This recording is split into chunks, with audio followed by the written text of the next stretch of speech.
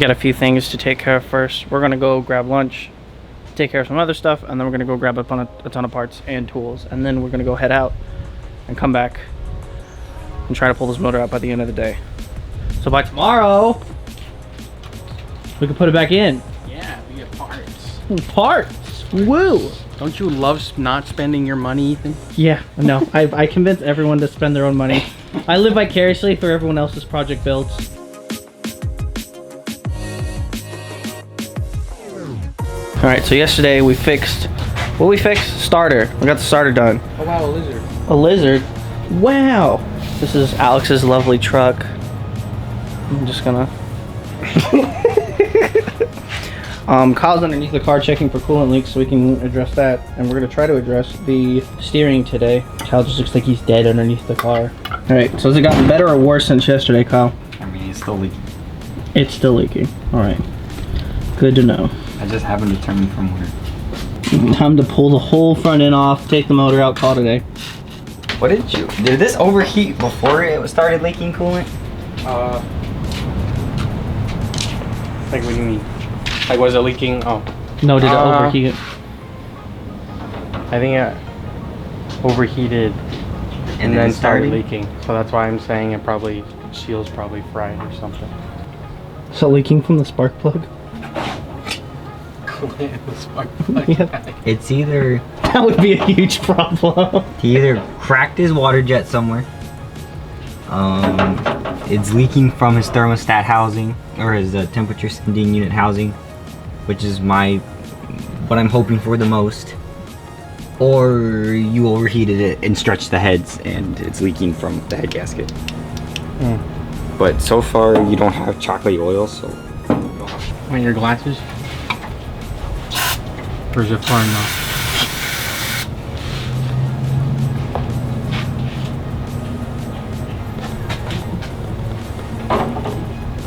Why does it look like it's leaking right underneath that fucking motor mount?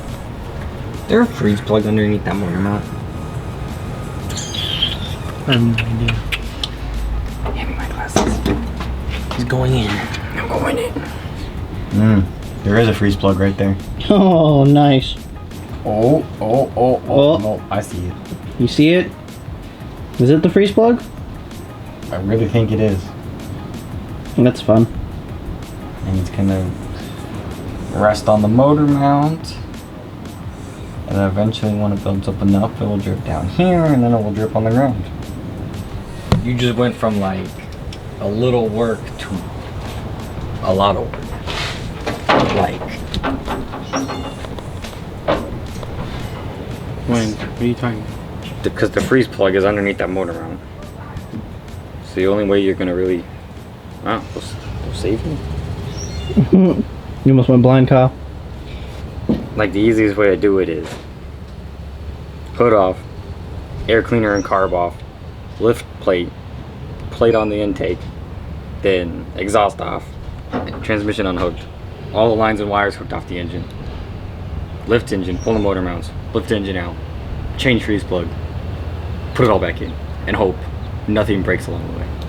I'll just replace the entire... No, this is... I think we jokingly brought into existence the replacement of the motor. See, Kyle, this is why we don't look at things. We just do what we came here for.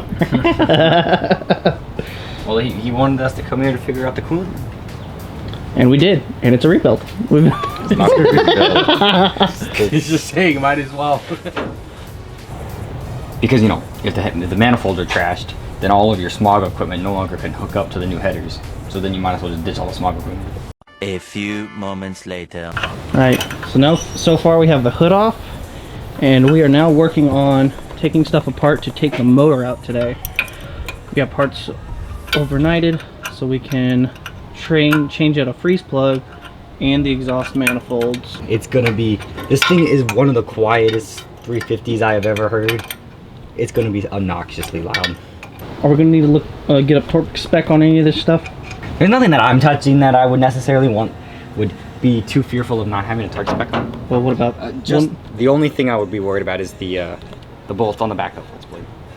From the torque converter to the flex blade. Ah, yeah. That's about the only thing that I would be like, maybe torque goes right. But other than that, motor mount, that's good and tight. What about exhaust? Exhaust, I just do good and tight. You think, you gotta understand about these old trucks. There was once 4 bolts, most likely only held in with 1. That's how all my 90 ship boxes have been. Remember, like Alex said, the ship box, you don't choose the ship box, the ship box chooses you. Alright, Kyle. Good luck.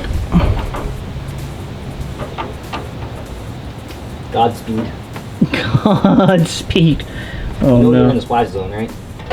Oh yeah, no, for sure.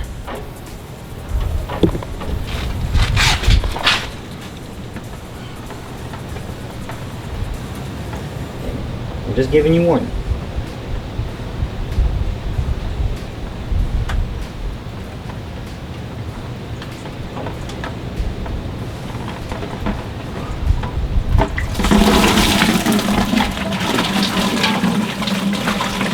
That wasn't that bad.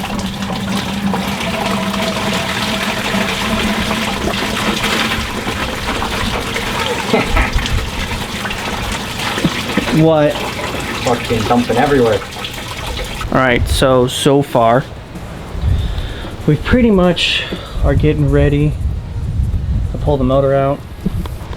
We got a few things to take care of first. We're gonna go grab lunch, take care of some other stuff, and then we're gonna go grab a ton of parts and tools, and then we're gonna go head out and come back and try to pull this motor out by the end of the day.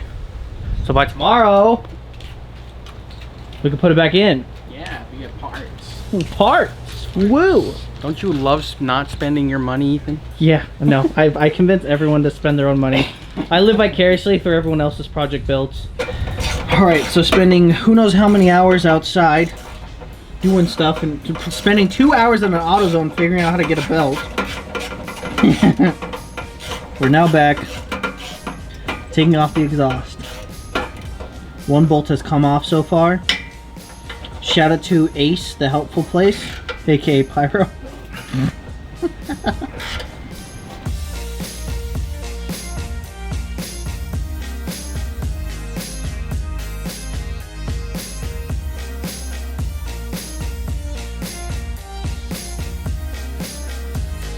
Alright, Ethan.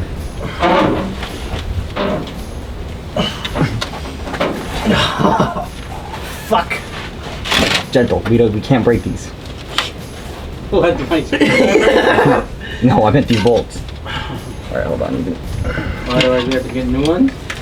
Yeah. I mean, we gotta New go. ones? well, No. if we break them, you don't have a car. Oh, Yeah. Oh! Alright, we got Yes. Oh. What bolts were they? They're the flex plate bolts. So they also go into the torque converter as well. Oh wait, no, these are the torque converter bolts. Yeah, if you break those, that's expensive bolts. Those are, yeah, those are expensive bolts.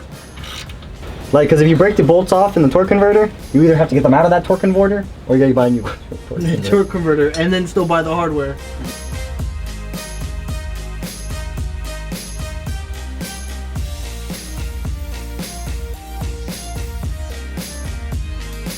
All right, after a long day of working on the truck and having to go grab parts, here is pretty much what happened.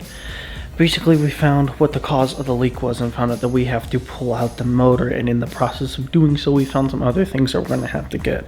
So we overnighted some parts, and we should be expecting some headers and a few various other parts later tomorrow.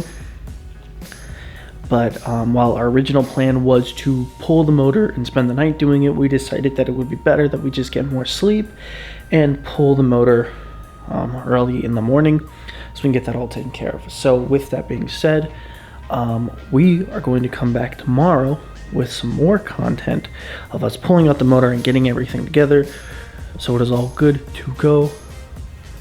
And then we are going to try and get this done before we leave on Friday, which we pretty much have until 12 p.m. Friday to get the truck fully done and figured out. So thank you guys for watching this part of the series, and hopefully you guys will see more content coming very soon.